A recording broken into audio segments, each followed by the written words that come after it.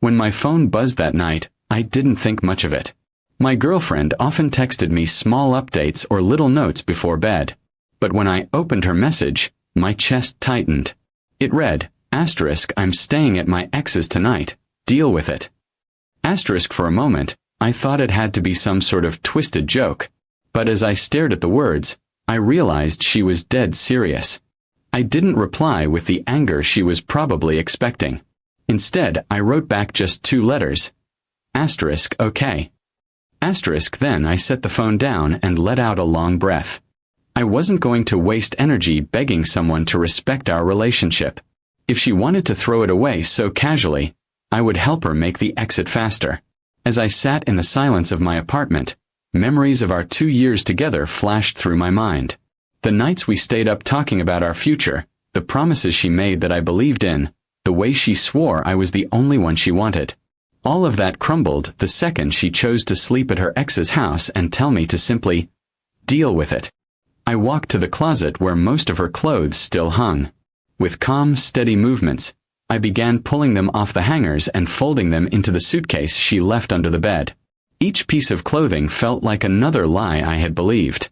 Her favorite sweater, the dress she wore on our anniversary, even the scarf I bought her last winter. Everything went into that suitcase without hesitation. Once her clothes were packed, I moved on to her bathroom items. Makeup, perfume, hairbrush, all neatly placed into a box. I wasn't going to destroy her belongings or toss them in the street. I just wanted them out of my home, out of my space, out of my life. By the time I was finished, her presence in my apartment had been erased. The quiet felt different now. It wasn't lonely, it was freeing. For the first time in months, I could feel the weight lifting off my shoulders.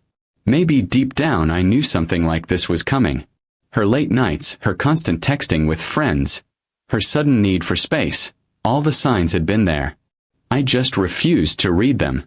As I zipped up the suitcase, my phone buzzed again. Another text from her. Don't wait up. I'll be back tomorrow. I stared at the screen and almost laughed. She really thought she could stroll back here after spending the night with her ex and everything would be the same. That's when I decided her tomorrow in this apartment would never come. I placed her suitcase and the box of her things neatly by the door. Then I took her house key off the hook and slipped it into the suitcase pocket.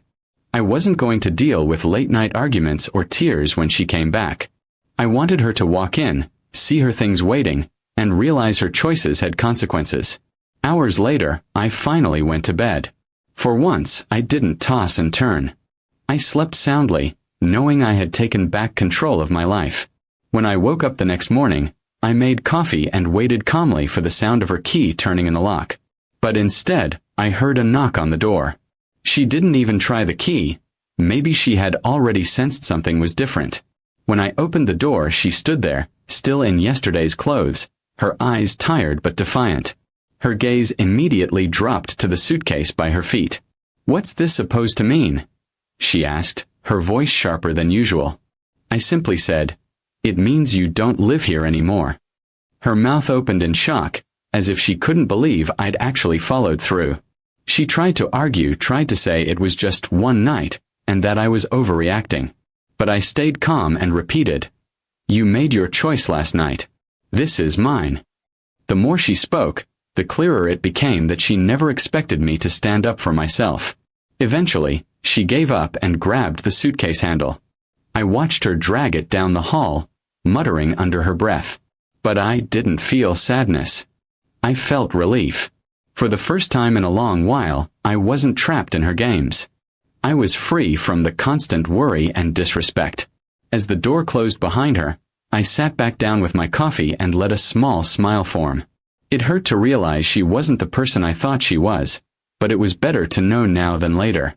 Love should never feel like a battlefield where one person holds all the power. I had lost her, but in truth I had gained something much more valuable. My self-respect. That was the morning I promised myself something. I would never again beg someone to stay. If they wanted to leave, I would let them. Because the right person wouldn't need convincing to choose me every single day.